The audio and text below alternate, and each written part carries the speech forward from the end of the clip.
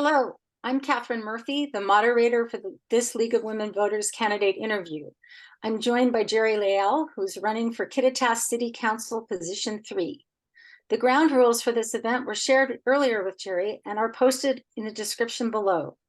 The interview consists of an opening statement followed by 3 questions and a closing statement. All candidates running for this position were invited to be interviewed. So let's get started. Jerry, you have 60 seconds to give us your opening remarks. Okay, my name is Jerry Lael. I'm the son of a former Marine and a retired police officer and a stay-at-home mom. I was born in Colville, raised in Northport, graduated from Kettle Falls High School in 1970. I served 4 years in the Marines and I was honorably discharged in 1974. I came to Ellensburg in 1975 to attend Central Washington State College and to help my sister Sal with her first year of college. She never showed up and I never left. I have 2 degrees from Central, Law and Justice in 1978, Philosophy in 1983. I was a police officer for EPD for 8.5 years. I worked at the Kittitas PD for 12.5 years, where I was the chief for 10.5 years.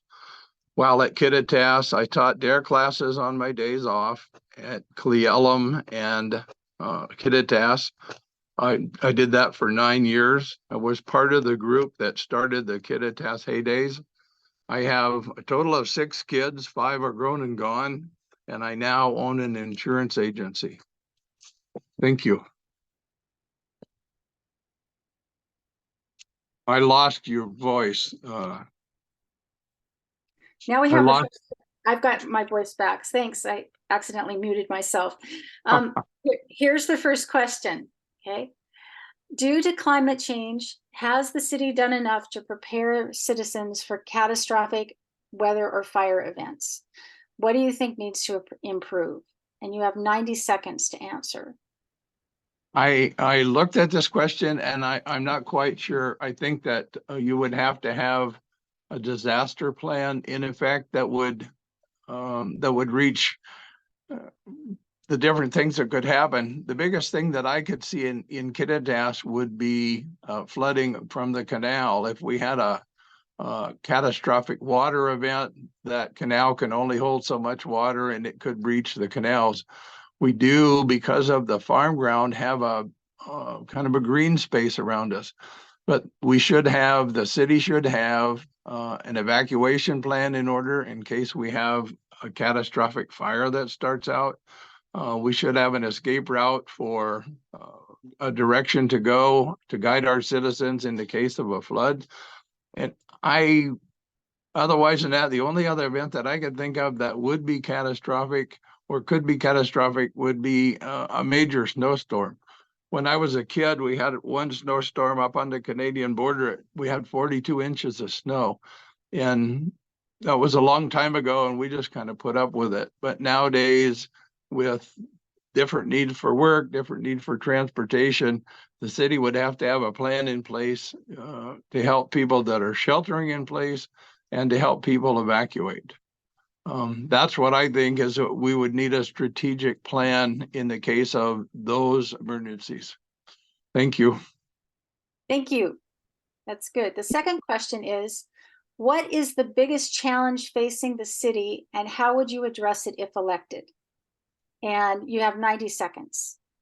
The biggest challenge that I see facing the city is the prospect of change. When I came to the city in 1989, I think the population was maybe 1,100 or so, and now it's 17 or 1,800.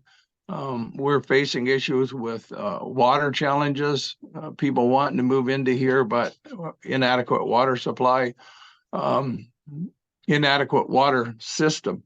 There has been upgrades to the water system and there has been upgrades to the sewer system. But we need to continue that. I think one of the things to deal with is people's fear of change. It's an old joke, but it's been said that the only person who likes change is a baby with a loaded diaper. but we have to look at change is inevitable. Look how much different our entire valley is.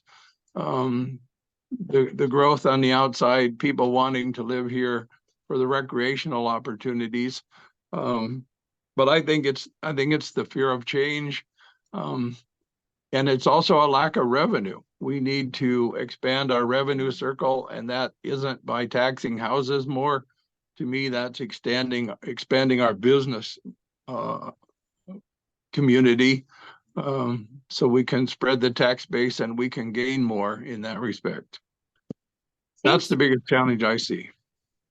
Thank you. So the third question is, Kittitas has easy access to I-90 and I-82. What can the city do to attract businesses similar to the grocery distribution center that is slated to be built in Ellensburg? You have 90 seconds.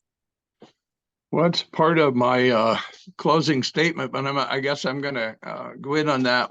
I think that we need to work with private entities to come up with a way to get water and sewer to the South Interchange, and regulate the growth. One of the things that we don't want is we have there's a lot of farm ground there. There's a lot of good flat farm ground. There's a lot of usable ground. We do have ready access to the freeway. But I know from living in Kittitas, one of the fears of our citizens is we don't want to look like a city on the west side. We don't want to just have urban sprawl from one end of that to the other. We want to keep our small town feel. And I think with a strong city council and advice to the planning commission, I think we could regulate what goes in there, meaning on our South Interchange, and raise our tax revenues and provide employment opportunities. There aren't a lot of work opportunities in the city of Kittitas, and I'd like to see that change. Everyone would like to have a place where their kid could stay if they wanted to and have a job. There just aren't a lot of work opportunities there. If we develop that South Interchange, I believe we could create some of those work opportunities.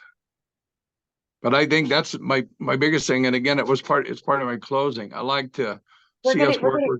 Thank you. We're going to get to your closing statement right now. So you have 60 seconds for that. Okay. City council positions are very important. They affect our daily lives more than national offices. They set the tone for the safety of our community and its appearance. They set the tone for the quality of life we have in Kittitas. Most of the work is mundane and detail-oriented, but it needs to be done. I believe we need to look at different options to extend the water sewer to our south end. And the longer we wait, obviously, the higher the cost. I believe we need to explore partnerships with private entities to pay for this necessary infrastructure. The development opportunities are huge, and the tax revenue would pay for further improvements to our city. No one wants us to be overrun with development, but new tax revenue would allow us to regulate our growth. Another thing we need in the city of Kittitas is a stable police department. We need to get back to a feeling of safety, and we need to get back to seeing patrol cars. I have vast experience with different organizations and groups in Ellensburg. I bring a wealth of knowledge and a long list of accomplishments. Thank you. Okay, thanks. Thank you, Jerry Lael, for participating in this interview and for offering to serve our community as Kittitas City Council member, position 3. For those watching, remember to check votewa.gov to be sure you are registered to vote. All interviews will be linked in the Kittitas County League's voter guide, which can be found at kittitasleague.org. Thank you for voting in this election.